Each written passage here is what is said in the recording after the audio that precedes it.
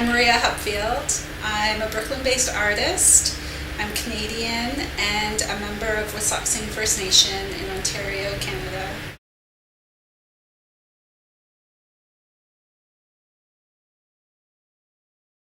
I'm Olivia McGilchrist, and I have an alias which is Whitey, which is my performance name. And I'm from Jamaica and France, and I live currently in Kingston, Jamaica.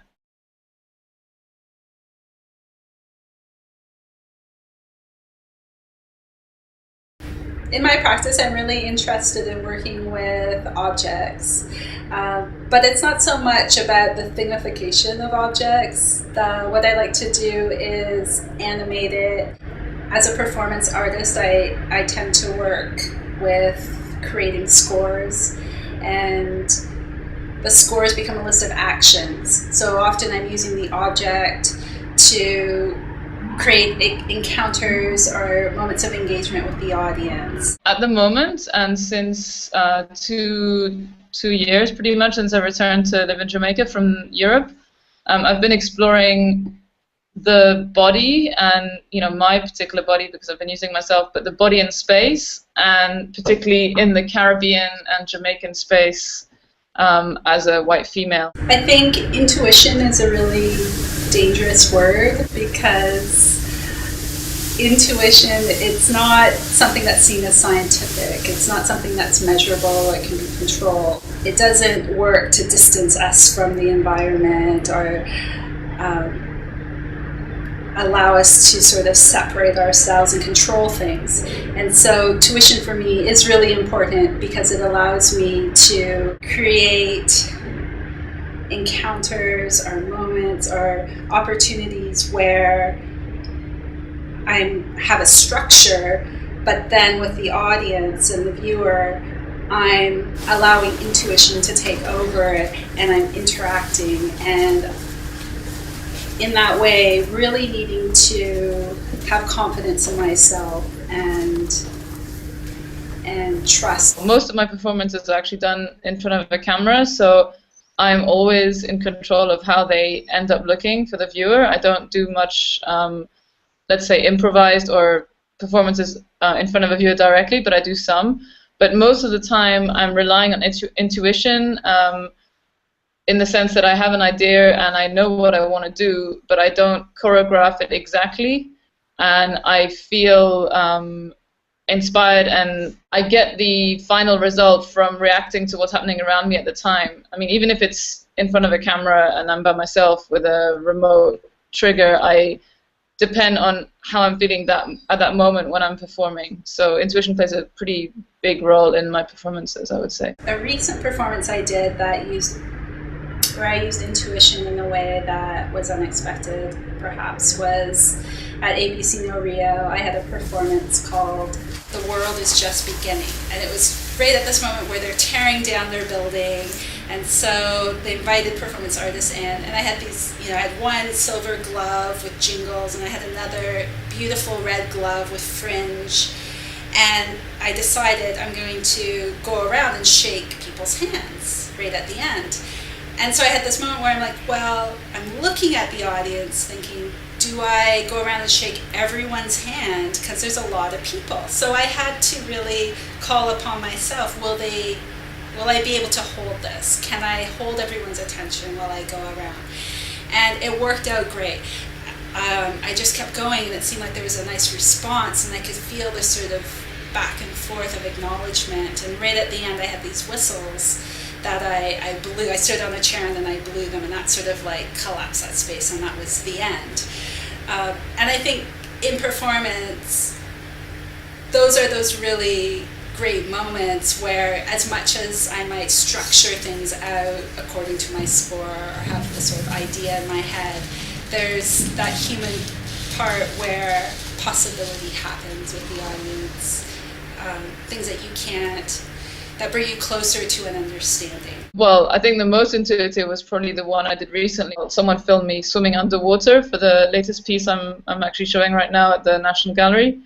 And it's based on the story of River Muma, the River Maid, who's basically a kind of combination of a mermaid character and it's kind of an Afro-European mix of different stories that create this character. But basically, I was filming with a mask and a costume on, underwater, obviously. I mean, actually fully underwater, and someone was filming without really being able to see exactly what he was doing because of the way my camera gear is set up. And so it was very intuitive, and that was really exciting, actually. I think in my performances, if my work ends up exactly how I see it in my mind, like a recording, then something hasn't worked. Like I need to be believable that I'm bringing something that can only happen at that moment with those people in that space. And that's something that can't really be predicted. So I can try and control things through the actions I set up to create a sort of this idea that I'm interested in, something that I'm working through. But then it really requires those other parts as well. Recently, I've been working with young actresses who are still in training, and so even though they kind of have a really good sense of what they're doing with their body, they're still, I think, learning, and I've been presenting things to them that they're pretty not used to, more abstract, less narrative types of performances. In that case, it's been actually like a happy surprise to see how, the results came out. When it comes to me performing, I guess it's very different because I know what I want, even though I'm not sure exactly how I'm going to get it. I know the feel I want, so I've been, throughout the last 2 years really using myself extensively, and I think taking a lot of stills of myself has helped me a lot, because in a still, you really have to get it right. So whereas with a video, there's a little bit more room for error in some way. I feel really fortunate to have a few opportunities to present my performance. I think I'm asked a lot to be a part of group shows, but not necessarily to perform. So I've been finding ways to, how do you insert a presence in other ways that the performance might animate or bring the work to life, but also that the objects themselves might have a certain presence about them as well.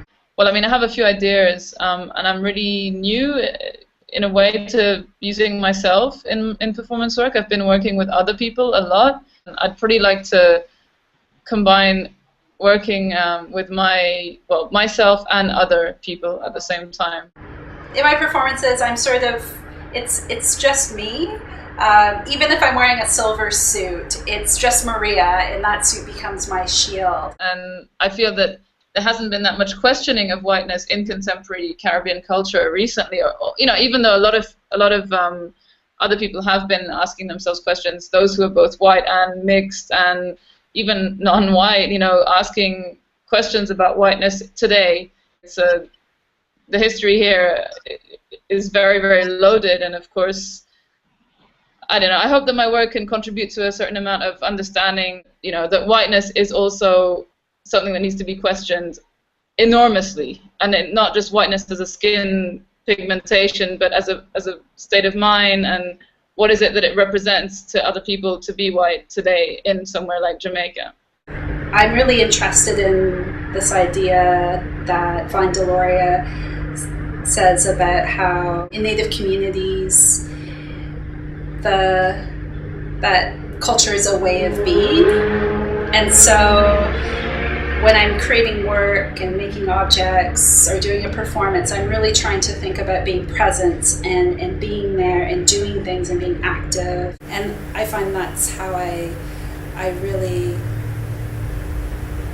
feel like I'm empowered, that I can do things, that I can create change and feel less helpless amongst all the other things that happen around us.